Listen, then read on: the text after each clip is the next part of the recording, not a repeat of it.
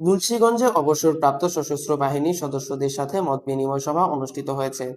বৃহস্পতিবার ৯ এপ্রিল সকাল ১০টায় মুন্সিগঞ্জ সদর উপজেলার মিলনায়তনে জেলা সশস্ত্র বাহিনী বোর্ডের উদ্যোগে এ মতবিনিময় সভা অনুষ্ঠিত হয়।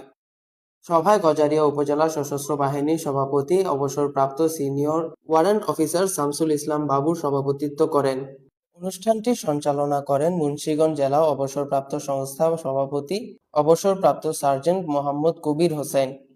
অনুষ্ঠানে প্রধান অতিথি হিসেবে উপস্থিত ছিলেন সশস্ত্র বাহিনীর সচিব মেজর কামরুজ্জামান। বিশেষ অতিথি হিসেবে উপস্থিত ছিলেন অবসরপ্রাপ্ত ওয়ারেন্ট অফিসার আনোয়ার হোসেন, অবসরপ্রাপ্ত নেভির অনারিক ক্যাপ্টেন নূর হোসেন, গজারিয়া উপজেলার অবসরপ্রাপ্ত সশস্ত্র বাহিনীর সদস্য সার্জেন্ট আলমগীর দেওয়ান এবং হোসেন্দি ইউনিয়নের অবসরপ্রাপ্ত senior warrant officer Shah Alam. সভায় অবসরপ্রাপ্ত সশস্ত্র বাহিনীর সদস্যদের বিভিন্ন সমস্যা, কল্যাণমূলক কার্যক্রম এবং ভবিষ্যৎ পরিকল্পনা নিয়ে আলোচনা করা হয়। অবসরপ্রাপ্ত সশস্ত্র বাহিনীর সদস্য এবং তাদের পরিবারবর্গকে নিয়ে আমরা এখানে একটা মত বিনিময় সভা করেছি। এখানে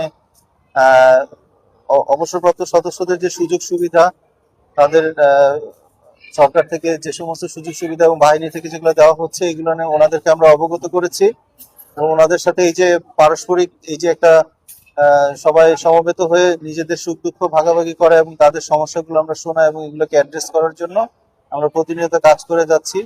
এবং যে কোনো সময় যে কোনো সমস্যা যদি হয়, আমরা সার্বক্ষণিকভাবে আপনাদের সেবায় নিয়োজিত রয়েছি। আমাদের সাথে যোগাযোগ করলে আপনাদের যে সমস্যা আছে সেগুলো আমরা অ্যাড্রেস করার জন্য আমাদের সর্বাত্মক চেষ্টা করবো ইনশাআল্লাহ।